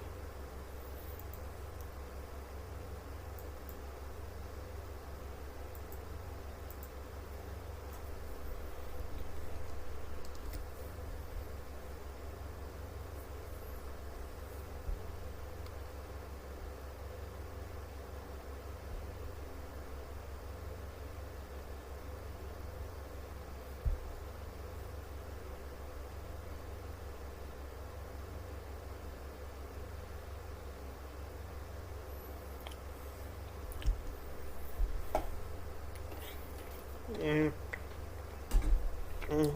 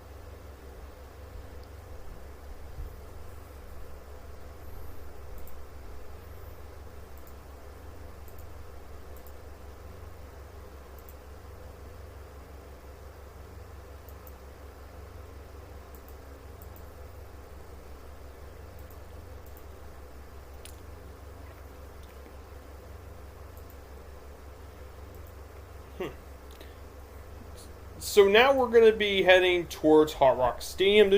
We should get there pretty quickly, Hard Rock Stadium and such. But now we're going to talk about our destination city, the beautiful Miami, Florida. One of the great cultural centers of the United States. It's the nation's 44th largest city, and has been a massive center for arts and culture, especially from the Latin American world. Miami is also a huge tourism hub, as it ranks second in the country for international visitors, only behind New York City. Miami is most well known for the Americans Airlines Arena, home of the three-time NBA champion Miami Heat basketball team. Little Havana is a neighborhood created by many of the Cuban exiles that fled there during the Castro regime, and built quite a vibrant community. In Miami Beach, which is the thing that really put Miami on the map, is their beach. Now, some notable people include Bobby Allison and his family, were all incredibly successful race car drivers. Bobby Allison's one of the greatest NASCAR drivers of all time. DJ Khaled was born in New Orleans, but he was raised in Miami and became one of the city's most well-known musical artists. And Marco Rubio, one of the senators from the state of Florida, and was once a presidential candidate himself.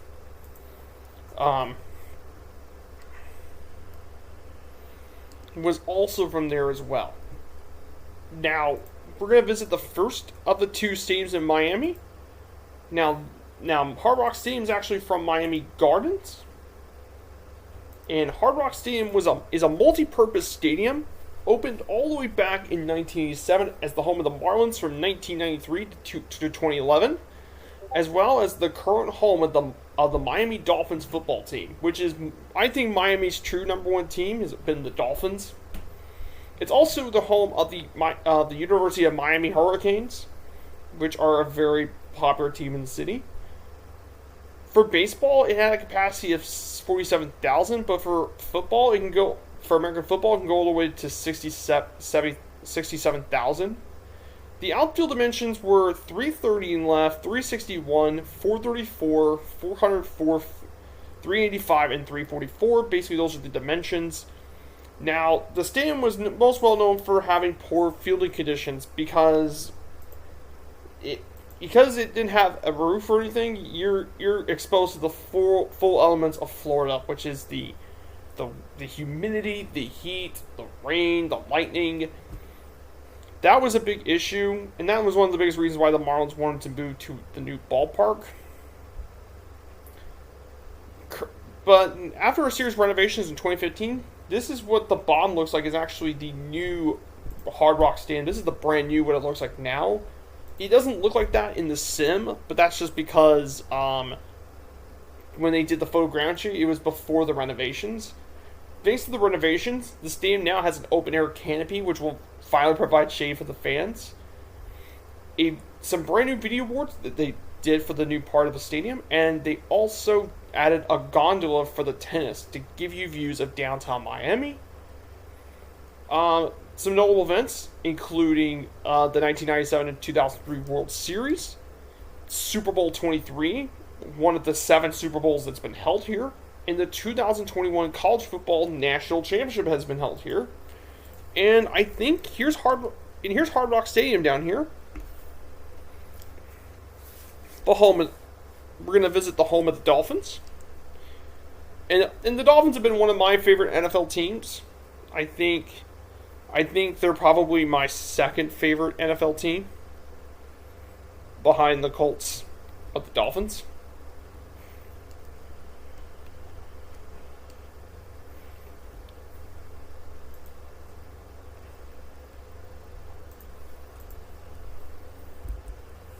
So here it is. This is pre-renovations. This is what Hard Rock Stadium used to look like. If I pull up the slideshow, if you see the bottom picture, the bottom picture is what Hard Rock Stadium looks like now. It's like a completely different stadium. Like it's the canopy really changes things. But yeah, this is what it used to look like when it was for. And the top part is what it looked like for baseball. The dimensions were weird, and like I said, the seat. There wasn't really a lot of great seats for baseball. It was made much more for football than baseball. So that's kind of how it is.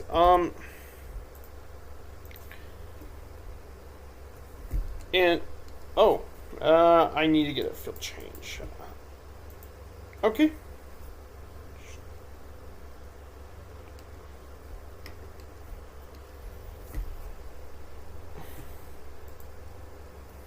Now we're gonna get to the final stadium. The final stadium in our trip, we're gonna visit Lone Depot Park. Now, Lone Depot Park was opened in 2012 as the current home of the Marlins. It could seat 36,000 people, and the outfield dimensions have changed quite a bit since 2012. Now, some unique features include a home run sculpture. It used to be there in center field, but they removed it for the 2019 season. A bobblehead museum and a retractable roof. Now, if you don't, let me show you the home run sculpture.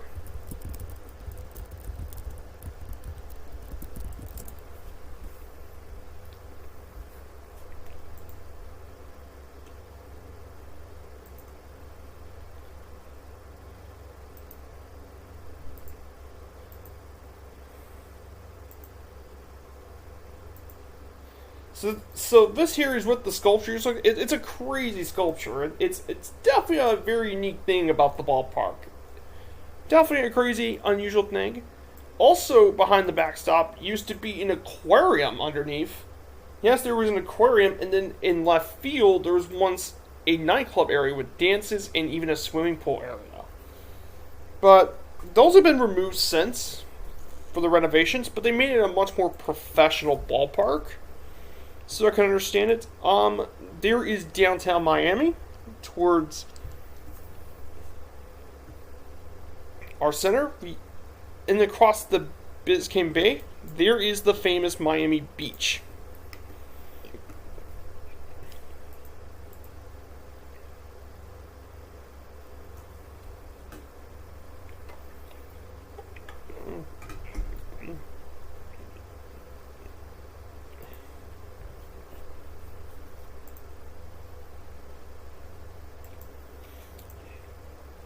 And that concludes the slideshow for today. So here's Miami, the beautiful area of Miami. However, the major area Miami's facing is hurricanes, but also climate change is not great for Miami because rising sea levels are going to lead to lots of flooding.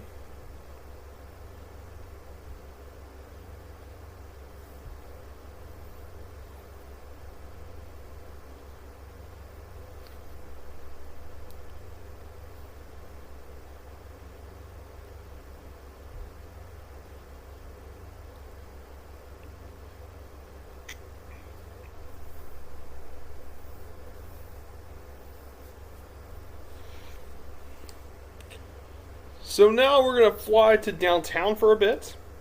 So I'm going to soar over downtown for a bit, do some flying of downtown Miami.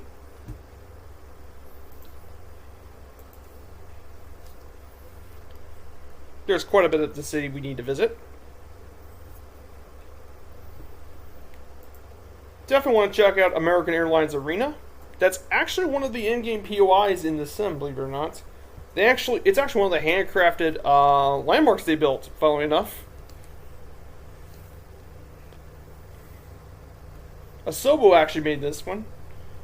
And there she is. There is American Airlines Arena, the home of the Miami Heat. The hottest ticket in town, literally.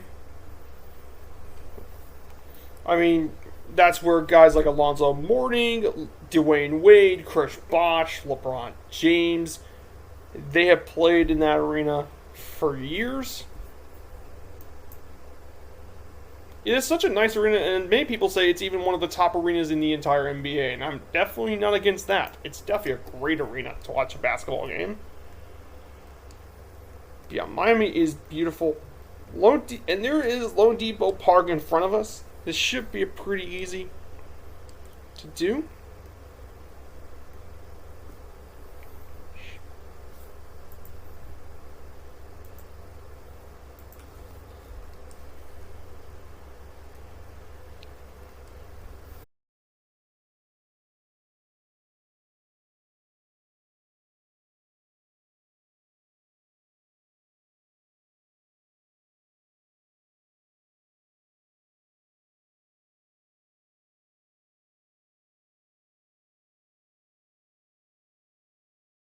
this is what it looks like when you open the dome.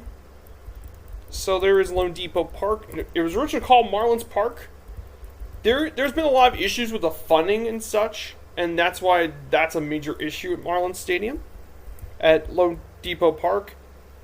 But I mean, it's definitely at least it's a much better place to play baseball than at the old stadium.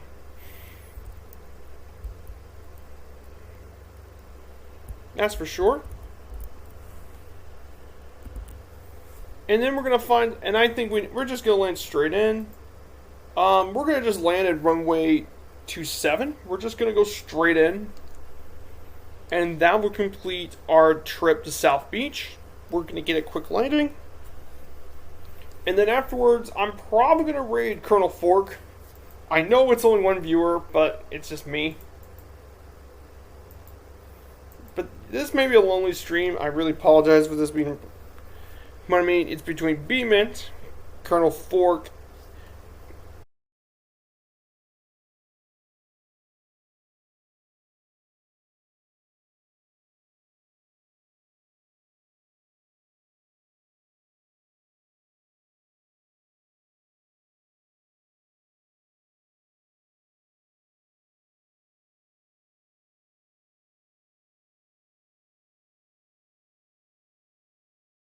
RPM. I'm going to reduce that as well.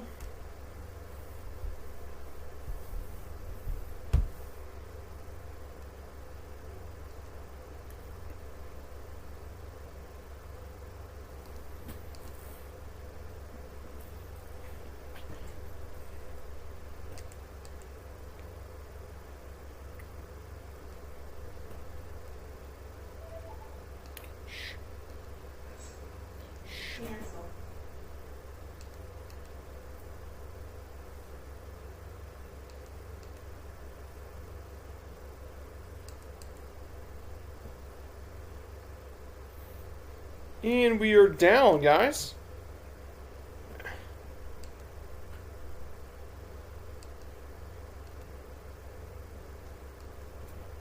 And that concludes our